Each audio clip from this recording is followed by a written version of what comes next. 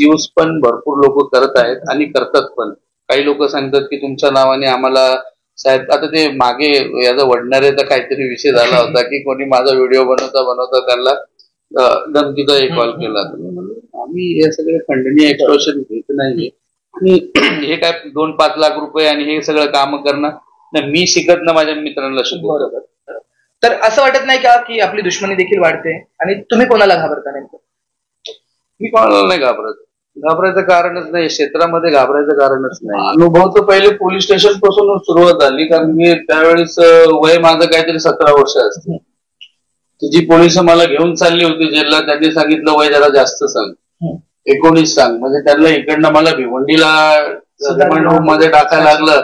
त्याच्यापेक्षा कल्याण जेल जवळ होती, तर 19 वय लावून मला त्यावेळेस माझा पहिला प्रवास की मी आगरवाडी जेलला गेलो. तर मी काय झालं तुला, त्याला का पाठवलं म्हणलं, आतमध्ये चांगला होता. तो ड्रग्स डिटेक्ट झालेला आहे, तो हे करतो. म्हणलं कुठलं ड्रग्स आहे, काय आहे, एमडी नावाचं ड्रग्स आहे त्या पद्धतीचं. मग त्यांनी तो स्वतः म्हणजे त्याला कंट्रोलच नव्हता बॉडीवरती, तो लीक झाला. मग जेव्हा ह्याच्यावरती म्हणजे त्याला कंट्रोल नाही, आपल्याला असं वाटलं की चला आपल्याला कुठेतरी टॉयलेटला जायचं तर आपण अर्धा तास 2 तास थांबू शकतो. तर ह्या ड्रग्समुळे काही कंट्रोलच राहत नाही. आणि आजच्या डेटला ज्या काय पार्ट्याज असतात, जे काय माझे कॉन्टॅक्ट आहेत, आम्ही बघतो 18 वर्ष 19 वर्षाच्या मुलीपासून बहुतेक मुली एवढ्या ऍडिक्ट झालेल्या आहेत की ना त्यांचा घर परिवार नीट झालेला आहे. आजच्या दिवस समाजामध्ये सगळ्यात मोठी ऍडिक्ट आहे. माझ्याकडे तुम्हाला उदाहरण असेल तो ललित पाटील वगैरे हे सगळे तुम्ही बघितले असतील. काही नाही, भरपूर आहे त्याच्यामध्ये. तुम्ही गेलं, तुम्ही ड्रग्स आता मागितला ना, तुम्हाला इव्हन 10-15 मिनिटांमध्ये अवेलेबल होऊन जाईल. ज्या गोष्टी कायद्याच्या नियमात आहे, आम्हाला कायदा शिकता आला नाही म्हणून आम्हाला जेल भोगावं लागू. आज तुम्हाला पण ह्या गोष्टींनी ज्या कायद्यात आहे ते कायद्याप्रमाणे होणार. कायद्याच्या वेळेस तुम्ही उशिरा दुसरं काही काम केलं तर आम्ही मोडून काढू तुम्हाला. आणि जर हुशार व्हायचा असेल तर आता होऊन जावा, नाहीतर फार नागडा करून मारता येईल. डोंबिवली शहर आपला विकास जो आहे तो झपाट्याने आपल्याला करताना पाहायला मिळत आहे. यामध्ये अनेक समाज सुधारक असतील, अनेक राजकीय मंडळी असतील, यांचं योगदान जे आहे ते आपल्याला मोठ्या संख्येने पाहायला मिळतंय. आज अशाच एका समाजसेवकाची आपण दिलखुलास चर्चांमध्ये संवाद साधणार आहोत, ज्यांचं योगदान जे आहे ते समाजसेवेसाठी अतिशय महत्वाचं आहे. आदिवासी समाजासाठी असेल किंवा इथल्या तळागाळातल्या वंचित समूहासाठी असेल, दीपकभाई सपके यांचं जे कार्य आहे ते आपल्याला नेहमीच पुढे पाहायला मिळतं. मग अंगावर किती केसेस लागो किंवा समोर कोणीही असो, न घाबरता न डगमगता ते नेहमीच संघर्ष करत असतात. डीएच आपण जर पाहिलं तर त्यांची संस्था देखील आहे आणि या संस्थेमार्फत जे आहे ते अनेक उपक्रम ते राबवत असतात. आज आपल्यासोबत स्वतः दीपकभाई सपके असणार आहेत. आपण त्यांचा राजकीय आणि सामाजिक प्रवास जो आहे तो जाणून घेणार आहोत. दादा, सर्वात प्रथम स्वागत आहे आपल्या ठळक वार्ताच्या दिलखुलास गप्पांमध्ये. काय सांगाल, कशा प्रकारे होतं बालपण? कारण तुमचा जो एक मोठा फॅन वर्ग आहे तो जाणून घ्यायसाठी इच्छुक आहे की तुमची जर्नी कशी होती. तर एकंदरीत आपण बालपणापासून सुरुवात करूया. माझं बालपण तर कल्याण डोंबिवलीमध्येच जास्त गेलेलं आहे. डोंबिवलीमध्येच आणि जवळजवळ मी जोशी स्कूलमध्ये ठाकूरली मी शिकायला होतो. त्याच्यानंतर काही वेळाच्या नंतर मग हा माझा प्रवास, हे सगळे मित्र वगैरे होते लहानपणाचे, तुमच्या बरोबर आपला टाइम चांगला गप्पा चालत होत्या. मग काही वयात आल्याच्या नंतर काही भांडणं, काही ह्याच्यातून मग त्या काही गोष्टी वाढत गेल्या. काही चुकीचे लोक भेटले त्या मार्गाने, किंवा आता ते चुकीचे मार्ग म्हणायला पाहिजे, आम्ही तर म्हणतो तर ठीक आहे, इकडे गेलो चांगली गोष्ट झाली. त्याच्यानंतर हा तर माझा लहानपणाचा प्रवास आहे बस, थोडाफार. बाकीचा तर जेलचाच प्रवास आहे. शाळेची आठवण एखादी, किंवा शाळेत असं वाटलं होतं की समाजसेवा किंवा गुन्हेगारी क्षेत्राकडे वळाला, असं शाळेमध्ये वाटलं होतं कधी? शाळेमध्ये नाही, मला सिल्वर आणि ब्राऊन्स मेडल आहे. मी ब्लॅक बेल्ट आहे. आणि जेव्हा मला कराटेची आवड होती आणि मी कराटे क्लासमध्ये होतो त्यावेळेस, आणि माझी शाळा जोशी स्कूल होती, त्यावेळेस असं विचार होतं की चला या कराटे क्लासमध्ये आपलं काही करिअर झालं तर आपण काहीतरी आपलं स्वतः क्लास वगैरे उघडून, असे काहीतरी छोटे छोटेसे ड्रीम्स होते आपले. त्याच्यानंतर माझा एक मित्र होता कमलेश नावाचा, म्हणजे त्याच्या बहिणी बरोबर छेडछाड झाल्याच्या नंतर पहिली केस माझ्यावरती त्या मुलांना मारण्यामध्ये त्याच्याबरोबर म्हणजे काय झालं होतं, तो माझा पहिला गुन्हा. त्यानंतर मग मी जेलला गेलो. जेलला गेल्याच्या नंतर जे काही मी लोक बघितली आतमध्ये आणि ज्या ज्या प्रकारचे सगळे गँगवर गँगस्टर सगळे सगळे आतमध्ये होते आणि मी बाहेर माझं प्रॅक्टिस ब्लॅक बेल्ट झाल्यामुळे मला तर त्या टायमाला आपण आपली ओढ होती बरोबर आतमध्ये मी कोणाचं ऐकलं नाही म्हणजे त्या पद्धतीने आपले नियम त्यानंतर ज्या प्रवास बघितला माझा जवळजवळ एक 15-16 वर्षाचा माझा जेलचा प्रवास आहे. असं म्हणतात की शहाणा व्यक्तीने कोर्टाची आणि पोलीस स्टेशनची पायरी चढू नये परंतु सुदैवाने दुर्दैव म्हणेल की एखादी एक केस लागली आणि पुढे तुम्ही आयुष्याला तुमच्या कलाटणीच लागली तर जेलमधली आठवण काय होती नेमकी कारण पहिल्यांदा अनुभव सर्वांचाच वेगळा असतो आपण फर्स्ट टाइम जेव्हा जेलमध्ये जातो तेव्हा काय अनुभव आला तुम्हाला तिकडे अनुभव तर पहिले पोलीस स्टेशन पासूनच सुरुवात झाली कारण की त्यावेळेस वय माझं काहीतरी 17 वर्ष असते जी पोलिस मला घेऊन चालली होती जेलला त्यांनी सांगितलं वय जरा जास्त सांग 19 सांग म्हणजे त्यांना इकडनं मला भिवंडीला रिमांड रूम मध्ये टाकायला लागलं त्याच्यापेक्षा कल्याण जेल जवळ होती तर 19 वय लावून मला त्यावेळेस माझा पहिला प्रवास की मी आदरवाडी जेलला गेलो कल्याण जेलला मग त्यानंतर वर्षभर मी आतमध्ये राहिलो वर्षभर राहिल्याच्या नंतर सुटलो त्याच्यानंतर हे धडाकेच चालू झाले म्हणजे काही भांडणं किंवा काही केसेस चालू झाल्या लोकांमुळे पण मित्राला काय झालं तर हे प्रवास पुढे वाढत गेला आणि तो प्रवास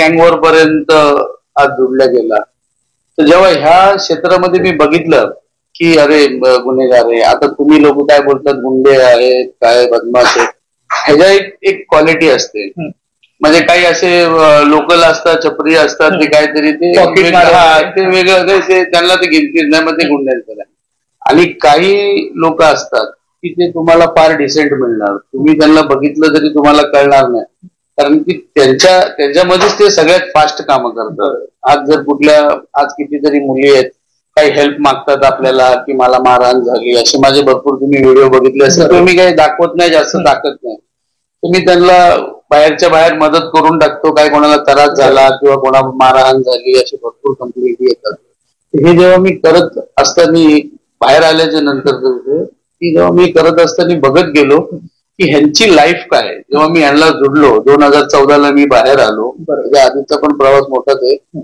पण जेव्हा मी बाहेर आलो तर काही लोक जेलमधून सुटली होती एक माझा मित्र होता मायकल करून आतमध्ये तर त्याला मी बघितलं ते जो प्रवास तो कसा का तर त्याला मी जेव्हा माझ्या मित्राला बघितलं बाहेर आल्याच्या नंतर त्याला गाडीत बसवलं मला 1 नंबर पोलीस स्टेशनला बोलवलं होतं तर त्याला गाडीत बसवलं माझा मित्रच होता बरोबर चेतन मोठी गाडीत बसला होता तर मी म्हणलं थांब जरा साहेबांनी बोलवलं जाऊन येतो तर ह्यांनी त्याला 2-3 हजार रुपये देऊन पाठवून दिले मी म्हणलं काय झालं तुला त्याला का पाठवलं म्हणलं आतमध्ये चांगला होता मला म्हणतो ड्रग्स डिटेक्ट झालेला आहे तो हे करतो म्हणजे कुठलं ड्रग्स आहे काय आहे एमडी नावाचा ड्रग्स आहे त्या पद्धतीचं मग त्यांनी तो स्वतः म्हणजे त्याला कंट्रोलच नव्हता बॉडीवरती तो लीक झाला मग जेव्हा ह्याच्यावरती म्हणजे त्याला कंट्रोल नाही आपल्याला असं वाटलं की चला आपल्याला कुठेतरी टॉयलेटला जायचं तर आपण अर्धा तास 2 तास थांबू शकतो तर ह्या ड्रग्समुळे काही कंट्रोलच राहत नाही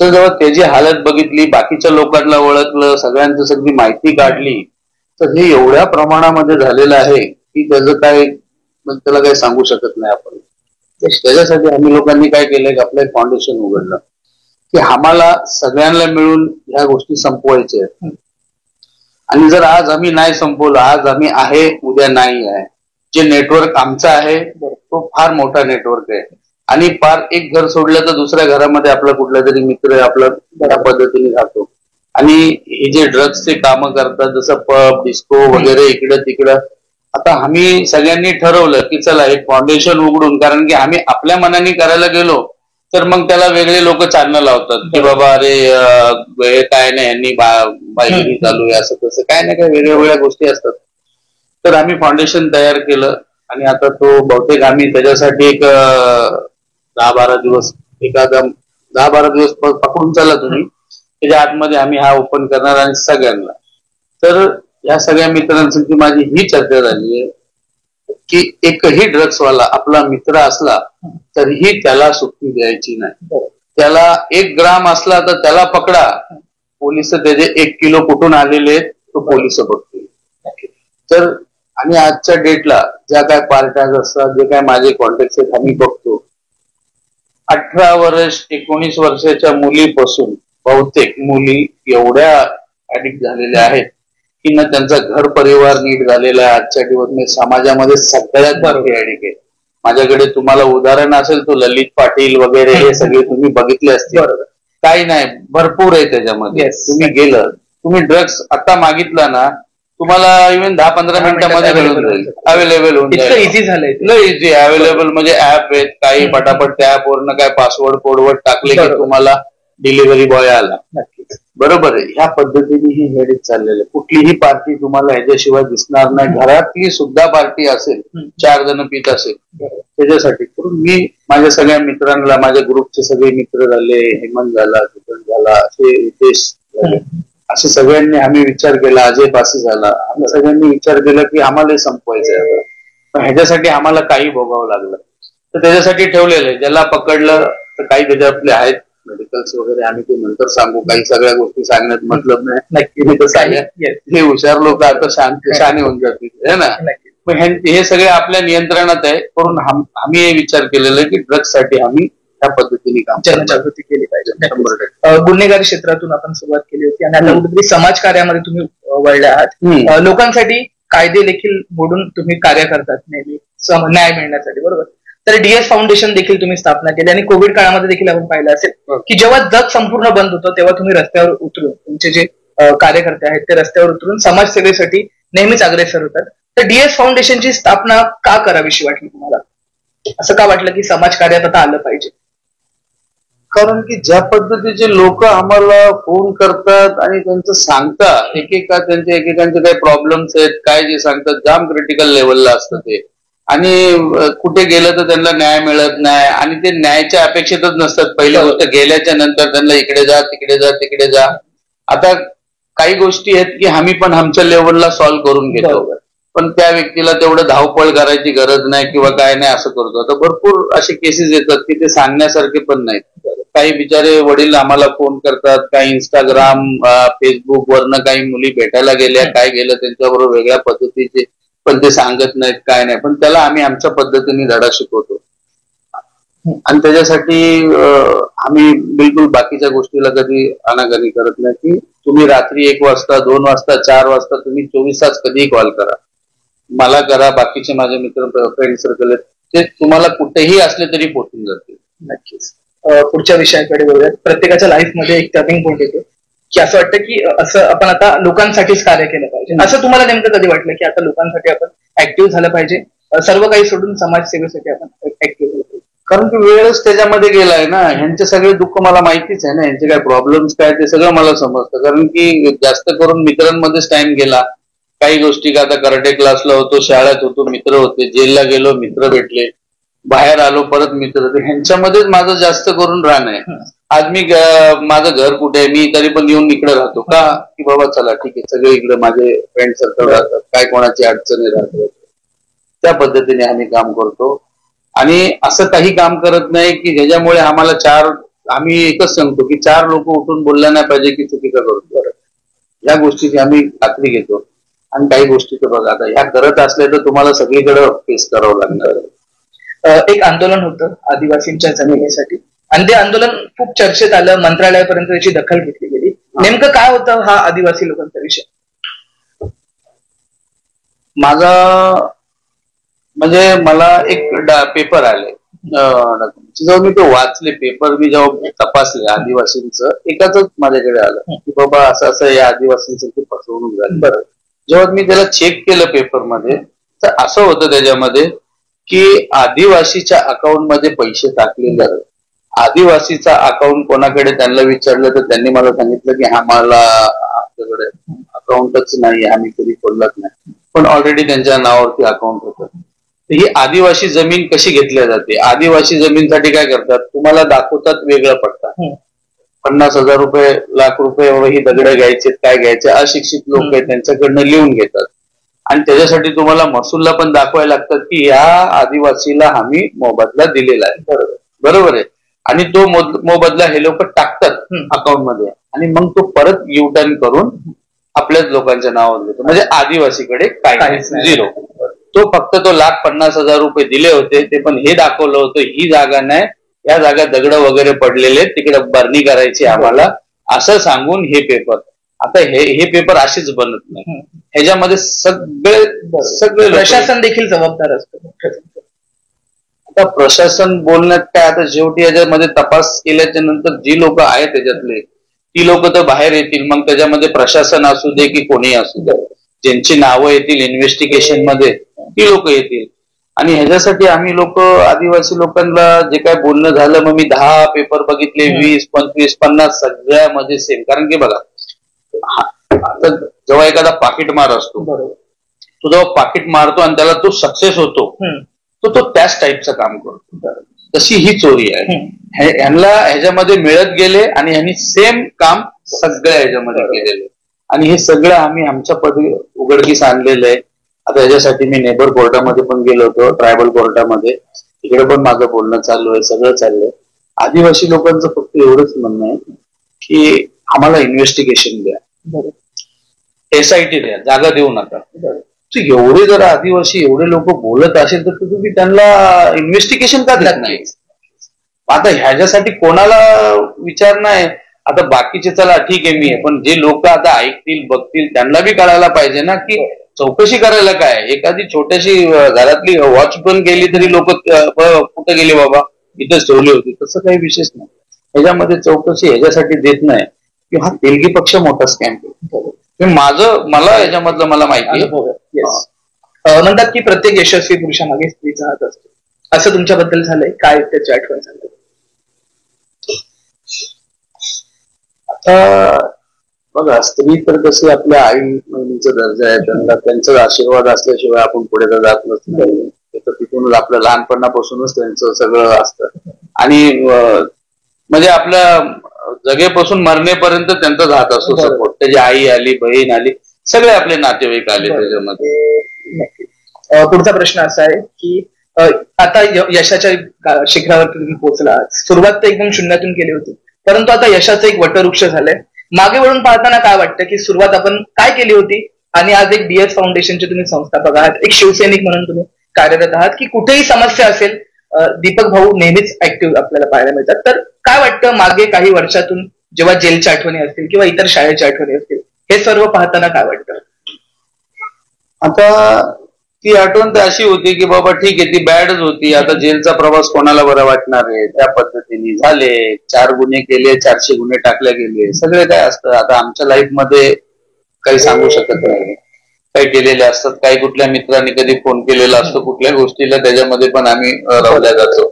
ठीक आहे. तर तेव्हापासून जेव्हा आतापर्यंत मी बघतो जेलच्या प्रवासापासून, तर इथं चांगलंच आहे ना, बाहेर कोणाला नाही. जेलचा प्रवास तर कोणी करू पण नाही, आणि एवढा 15-16 वर्षाचा कोण शिकणार. आज एक तरुणाई मोठी आपल्याला सोशल मीडियावरती फॉलो करते, एक मोठा फॅन बेस आहे आपला, की कुठेही काय असेल तर दीपक भाईच्या नावावरती तरुणाई एकत्र येते.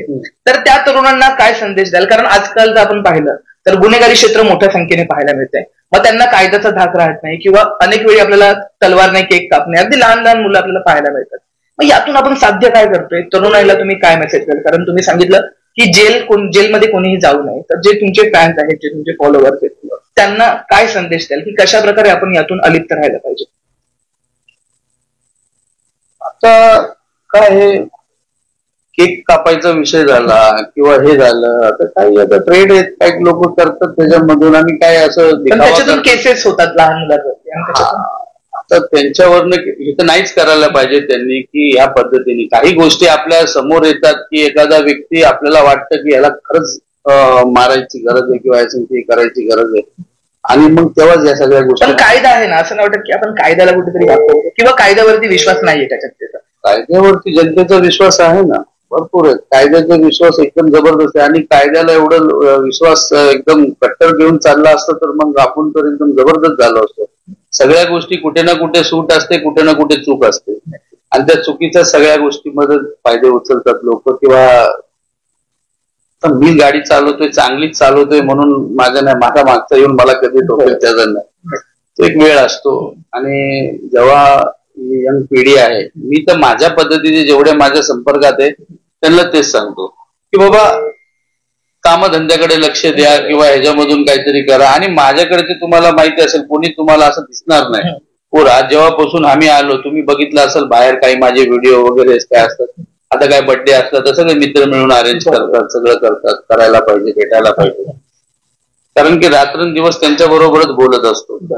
तर सगळ्यांचे आपापले काम आहेत, आपापले धंदे आहेत, कोणाकोणाचे काय आहे, कोण काम करतो, कोणाचे काय भांडणे आहेत, तिथपर्यंत बघू शकत नाही. पण जे माझ्या कानावर आलं तिथं तर मी मिटवूनच टाकतो. आज तुम्ही ज्या यशाच्या शिखरावर आहात याचं श्रेय तुम्ही कोणाला द्याल? कारण आज तुम्ही तळागाळातल्या प्रत्येक लोकांपर्यंत पोहोचताय. जिथे अन्याय होतो तिथे आपलं फाउंडेशन उभं राहून तो मॅटर सॉल्व्ह करतो. मग भले केस का लागणार, तो प्रॉब्लेम सॉल्व्हच होतो. मग याचं श्रेय तुम्ही कोणाला द्याल? आज लोक तुमच्याकडे आशाने बघतात टीएस फाउंडेशनकडे, तर याचं श्रेय एकंदरीत तुम्ही कोणाला द्याल? याचं श्रेय कोणाला द्यायचं म्हणजे आता तिला अवघड परिस्थिती आहे. मी आता जर श्रेय द्यायला गेलो तर मला पोलिसांनाच द्यायला पाहिजे. ज्यांनी मला तिकडे युनिव्हर्सिटीला पोहोचवलं की बाबा त्यांनी दुनिया दाखवली. बरं ठीक आहे बाबा, आतमध्ये गेला तरी ते कुलगुरू डॉक्टर नरेंद्र जाधव म्हणतात की कुठल्याही क्षेत्रात जा पण एक नंबर आला पाहिजे. बरोबर. तर त्या पद्धतीने आता त्यांना श्रेय देणं, त्यांनी जर आतमध्ये नसतं टाकलं तर मला हे आतमध्ये नसलं नसतं. आज जर मी ड्रग्स ह्याच्या ची तयारी करतोय संपवायची किंवा माझ्याकडनं, बरं ठीक आहे आपलं काय म्हणतात त्याला, छोटस आपलं एक वाटा असावं की बाबा काही ना काही संपवावं आपण, कुठल्या तरी घरामध्ये चांगलं व्हावं. त्या गोष्टी चांगल्याच नाहीये. बरोबर आहे. ज्या गोष्टी बेकार वाटतात त्याच्यासाठी करू. सध्या थोडं राजकारणाच्या विषयी तुम्हाला विचारतो. सध्या लोकसभा विधानसभेचं वातावरण संपूर्ण पाहायला मिळते आणि कल्याणमध्ये खासदार श्रीकांत शिंदे उमेदवार आहेत शिंदे गटाकडून. काय वाटतं, कशा प्रकारे कॅम्पेन चालू आहे आणि कशा प्रकारे जिंकले पाहिजे? तुमचा पाठिंबा कोणाला आहे? सुरुवात तर मग आपल्याला तिथून करावं लागेल. जिथून मी जेलला गेलो होतो तिथून छोटीशी सुरुवात आहे. जेव्हा मी आतमध्ये गेलो तर बरेच विचार यायचे डोक्यामध्ये, अरे आता बाहेर काय न्यूजपेपरला वगैरे बघायचं भरपूर डेव्हलप झालेलं आहे आणि आमची लाईफ का पीके सारखी, मी अंडर सेल मध्ये जास्त राहिलेलो आहे, मला काय माहित नाही बाहेरचं काय भरपूर डेव्हलप झाला असेल असं तसं मी बघितलं. तर तसं सुटून आल्याच्या नंतर जेव्हा मी डोंबिवलीतच माझं लहानपण गेलं, जेव्हा मी फिरलो तर बस ती गटर तर जाग्यावरतीच होती, तो झाड मोठा झाला होता. ठीक आहे, काही विकास काही म्हणजे माझ्या पक्षा जास्त डोंबिवलीकडे बघणारा कोण नसेल, कारण की मी सोडून गेलो होतो आणि मी परत आलो. बरोबर. मी आमचा आयरेगाव बघितला, परत तिकडे काय लक्ष्मी जे काय बघितलं ते सगळं तसंच होतं. आणि जेव्हा आताच्या नंतर श्रीकांत शिंदे साहेब ज्या पद्धतीने त्यांनी हे नेतृत्व केलं, आज तुम्ही बघा त्यांचं काम. आज कामाची क्वालिटी, आजचे जे एमएलएस आहेत ते पण चांगले कामं करतात सगळे आपापल्या, पण जे साहेबांचं काम आहे आणि जे त्यांचा विकासाचाच विषय आहे आणि विकासाच्या मागे एवढे लोक पडतात. आज आम्ही लोक का त्यांच्या बरोबर आहे, का त्यांच्याशी पाठीशी वाटतं, कारण की आम्हालाही कळतं की हा व्यक्ती काम करू शकतो. आणि ते डॉक्टर साहेबांचं कसं काम करण्याचं फास्ट ऍक्शन आहे, म्हणजे त्यांना क्विक पाहिजे. एकदम जबरदस्त. तुम्ही बघा ना काम करणं. आम्ही काही घेऊन गेलो त्यांच्याकडे, साहेब जरा हे बघितलं, चौकशी केली, त्यांनी करून टाका. साधू लोकांचं झालं त्यांच्यामध्ये पण त्यांनी, आणि ते लवकरच घेतात ऍक्शन. असं नाही की तुम्ही 4 दिवसांनी या, नंतर या, हे जे काय समोरासमोर आहे. तर हेच पाहिजे असतं आपलं काम करायला. एक आपण लोकप्रतिनिधी निवडून देतो, त्या लोकप्रतिनिधीमध्ये हेच पाहिजे आपल्याला की ऍक्टिव्ह. आणि त्यांचं काय साहेबांचं तर काय एकदम जबरदस्त आहे काम. तुमचा वैयक्तिक संबंध देखील त्यांचे खूप छान आहेत. तसं आदिवासींची जमीन पाहिली आपण तर त्या संदर्भात देखील तुम्ही त्यांची भेट घेतली होती, तर काय पॉझिटिव्ह चर्चा झाली होती नेमकी? पॉझिटिव्ह चर्चा त्यांनी तर त्यांच्या पद्धतीने त्यांनी सगळं केलेलं आहे. आपल्याला सगळ्या आश्वासनं दिलेली आहेत, त्याच्यामध्ये कामं केलेली आहेत त्यांनी. त्या पद्धतीने काही डॉक्युमेंट्स मला सांगितले की दीपक चल हे गोळा कर, ते गोळा कर, बाकीचं सगळं गोळा कर, मग ह्याच्यानंतर पुढे करूया. आणि आता इलेक्शनचं हे त्याच्यानंतर आम्ही भेटू साहेबांना, आणि साहेबांचा तर सपोर्टच आहे आम्हाला, त्या गोष्टीचं काही टेन्शन नाही. आणि करून ही सगळी यंग जनरेशन त्यांच्या पाठीशी आहे. आणि आमचे जे काय मित्रमंडळी आहेत आज इलेक्शन मध्ये सगळीकडनं फोन, आणि त्या पद्धतीने सगळं काम चाललं. आणि आम्हाला आज जरी कल्याण डोंबिवली जर मला ते 1942 ठेवायचं नसेल तर बेस्ट ऑप्शन नक्की, पर्याय नाहीये. हा, एक बघा ना तुम्ही पण फिरता 4 लोकांमध्ये काम करण्याची पद्धत, माणसाला काम पाहिजे, लोकप्रतिनिधीला काम पाहिजे. विकासाचीच बोलणं करतो, येस. बाकीचं काही नाही. जाता जाता आयुष्यात जर क्षमा मागायची असेल तर कुणाची मागाल, की कुणाला दुखावलं असेल किंवा नकळत आपल्याकडून असं होतं की एखाद्याला आपण दुखावतो, तर असा कुणाची तुम्ही माफी मागाल? आता दुखवलेलं तर कोणीच नाही. आणि बघायला गेलं तर दोन मित्रांचे जे भांडणं असतात, तर दुखवलेलं बोलायला गेलं तर तुम्हाला पार्टिशन करावं लागेल. ते पार्टिशन असं होईल की आता समजून घ्या एखाद्या मित्राचं भांडणं झालं, आपण त्याच्यामध्ये पडून त्याला सोडवलं, तर समोरची पार्टी आपलं नाराजच होतो ना. म्हणजे दोन पार्ट्स तर आहेत. आता दुखवलेले आहेत लोक असतात, पण आपल्याकडनं दुखवलेलं कोणी असं वाटत पर्टिक्युलर कोणी नाही. पर्टिक्युलर कोणी नाही. आणि जर आयुष्यात धन्यवाद आभार मानायचे असतील तर कुणाचे मानाल? देवाचे मानणार की बाबा ठीक आहे, कुठलो लवकर बाहेर आलो, बाहेर आणि काहीतरी चांगल्या कामाला बुद्धी दिली, आणि या सगळ्या गोष्टी आपण एवढं जे काय वाचन केलं आतमध्ये राहून, आणि ज्या पद्धतीने समाज चाललेला आहे त्याला चांगलं. आज जे यंग जनरेशन माझ्या बरोबर जे आहेत, जी लोक पोरं काम करतात, काही नाही, तुम्ही रात्री कितीही वाजता त्यांना एक कॉल करा, ते लगेच जागेवर जातात, की त्यांना माहितीये की हा आमचा नेतृत्व चांगलं आहे. ते असताना काय म्हणतात त्याला, काय बोलतात, सैनापती डॉगी असला आणि सैना वाघ असली तर त्याला काही मतलब नाही. पण सैनापती वाघ असला आणि त्याला रिवर्स घ्या तुम्ही पाठीमागे, बरोबर आहे, त्याच ऐकण्यात यांचं सैनापती चांगलं आणि त्याला तो सैनापती मिळालेला आहे. आणि त्या पद्धतीने आम्ही आमचं काम करतो, नेतृत्व. आणि माझे सगळे मुलं एकदम चांगल्या पद्धतीने, आणि मित्र पण माझे एवढे ऍक्टिव्ह आहेत की काही टेन्शन नाहीये काय. पण आता ह्याचा मिसयूज पण भरपूर लोक करत आहेत आणि करतात पण. काही लोक सांगतात की तुमच्या नावाने आम्हाला साहेब, आता ते मागे याचा वडणारेचा काहीतरी विषय झाला होता की कोणी माझा व्हिडिओ बनवता त्यांना धमकीचा कॉल केला. आम्ही हे सगळे खंडनीय एक्सप्रेशन घेत नाही. आणि हे काय 2-5 लाख रुपये आणि हे सगळं काम करणं मी शिकत ना, माझ्या मित्रांना शिकवत, गरज नाही. काही आता यंग पोर आहेत, काही मूव्ही वगैरे बघतात, त्याच्या पद्धतीने ते काही करून जातात किंवा पिलेलेच आहेत. आता दुसरा ऑप्शन बोलायला गेलं तर तुम्ही तेच झालं, परत तो ड्रग्सच आला, ते खाऊन काहीतरी येड्यावाकड्याने करतात असं आहे. एकंदरीत तुमची भूमिका जी असते ती रोखोक पाहायला मिळते. मग अशा वेळी भीती वाटत नाही का, की कारण चांगलं जेव्हा काम करतो आपण तेव्हा आपले दुश्मन तयार होतात, तर असं वाटत नाही का की आपली दुश्मनी देखील वाढते? आणि तुम्ही कोणाला घाबरता नेमकं? मी कोणाला नाही घाबरत. घाबरायचं कारणच नाही, क्षेत्रामध्ये घाबरायचं कारणच नाहीये. कारण की आपण जर चांगलं काम करत असतो त्याच्यामध्ये 100% अडथळा येतात. काही लोक आरोप लावतील, काय करतील, ह्या सगळ्या गोष्टी होत राहतात, ते बघायचं पण नाही. आणि मग आम्ही आरोप लावलेला पण भेटतो आमच्या पद्धतीने, बाबा हो, म्हणजे आमच्या पद्धतीने भेटणं म्हणजे आमचं भेटणं असतं त्या पद्धतीने, की का आरोप तुझा कुठला आहे, म्हणजे काय पद्धतीने, आणि तू कोण आहेस त्याच्यामध्ये, का त्याचाही डेटा आपल्याकडे असतो. या सगळ्या गोष्टी असतात. आरोप लावणारा कोण असतो, कोणाचे तरी तूच काढलेले असतात. नक्कीच. एकंदरीत ही ऊर्जा येते कुठून? कारण आम्ही तुम्हाला पाहतो नेहमीच तुम्ही ऍक्टिव्ह असतात, मग समाजकारण असेल किंवा राजकीय क्षेत्रामध्ये असेल, तर हे सगळं करताना ही नेमकी ऊर्जा येते कुठून? आणि तुम्ही आपल्या आयुष्यामध्ये आयडॉल कोणाला मानता? माझ्या आयुष्यात जर आयडॉल मी मानलं तर मला जे राजकीय मध्ये की एकंदरीत जीवनामध्ये, की यांना पाहून तुम्हाला असं वाटतं की यार लाईफ मध्ये काहीतरी मोटिवेशन भेटतं, किंवा एक व्यक्ती कसं घडावं तर ती व्यक्ती अशी असावी? त्याच्यामध्ये शिंदे साहेब आहेत. मुख्यमंत्री शिंदे साहेब आहेत. कारण की तुम्ही त्यांना बघा, त्यांचं काम करण्याचं काय पद्धत आहे. 2-2.5 वर्षामध्ये त्यांनी झपाट्याने कामं केले, 2 वर्षामध्ये. आणि असा आयडल पाहिजे, त्यांच्याकडनंच प्रेरणा येते. माणूस कसा वर्किंग पाहिजे आणि आम्ही तळागाळातला पाहिजे.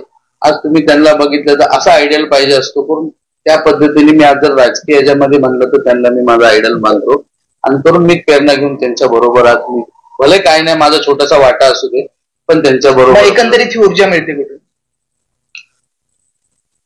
बाकीची तो ऊर्जा आम्ही स्वतः साठवलेली आहे. आणि बाकी आयडल तर तुम्हाला सांगितलेले. नक्कीच. तर हे होते दीपकभाई सबके. अतिशय रोखठोक भूमिका ते नेहमीच मांडत असतात, आणि आज या चर्चेमध्ये देखील त्यांनी आपला जो प्रवास आहे तो अगदी दिलखुलास पद्धतीने मांडला. खरं तर गुन्हेगारी क्षेत्रातून बाहेर येऊन समाजसेवेकडे देखील आता ते अग्रेसर आहेत, आणि लवकरच ते ड्रग्सच्या विरुद्ध जे आहेत ते मोहीम देखील राबवत आहेत. खरं तर हे महत्वाचं म्हणता येईल, कारण तरुणाई जी पाहिली आपण तर पाश्चात्य संस्कृतीकडे जास्त वळते, आणि यातूनच कुठेतरी नशेच्या आहारी तरुण जाऊन आपलं आयुष्य जे आहे ते बर्बाद करतात. आणि यालाच कुठेतरी आळा बसावा यासाठी DS फाउंडेशन जे आहे ते लवकरच आता रस्त्यावर उतरून जे आहे ते जनजागृती करून यामध्ये नार्कोटिक्स डिपार्टमेंट असेल किंवा पोलीस डिपार्टमेंट असेल यांना आता मदत करताना पाहायला मिळणार आहे, जेणेकरून देशाचं ते भवितव्य आपण म्हणतो की 50% युथ जे आहे ते आपल्या देशाची आहे आणि त्या देशाच्या युथला दिशा देण्याचं काम जे आहे ते DS फाउंडेशनच्या वतीने आपल्याला पाहायला मिळणार आहे. धन्यवाद खूप सारे की तुम्ही वेळात वेळ काढून आपल्याला दिलखुलास गप्पांमध्ये आपला पूर्ण प्रवास अतिशय रोखठोक भूमिकेमध्ये मांडला, त्यासाठी धन्यवाद. तुम्हाला हा एपिसोड कसा वाटला आणि काही जे प्रश्न असतील ते आम्हाला कमेंट माध्यमातून नक्कीच कळवा. एक मेसेज पण आम्ही देऊ माझ्या मित्रांना. माझा नंबर तर तुम्हाला माहिती आहे, फेसबुकला वगैरे आहे. ज्या पद्धतीने आपण ह्या ड्रग्स साठी आपण काम करतोय ह्याच्यासाठी आपण ह्या फोनवरती फोन करून कोणी असलं कोणाकडे ज्या पद्धतीने कोणी घेतोय किंवा ड्रग्स घेता घेता तो पॅडलर होतोय, तर अशा लोकांना बिलकुल सुट्टी देऊ नका. काही असतील तुमच्या जवळच कोण मुलगा मुलगी कोणीही घेत असेल तर तुम्ही आम्हाला कळवा नंबरद्वारा. आम्ही त्यांना अरेस्ट करू, पोलिसांना कन्फर्म करू, त्याचे फार व्हिडिओ बनवू आणि त्या पद्धतीने त्याचा मेडिकल करून त्याला आम्ही डिपार्टमेंटच्या हवाले करून टाकूया.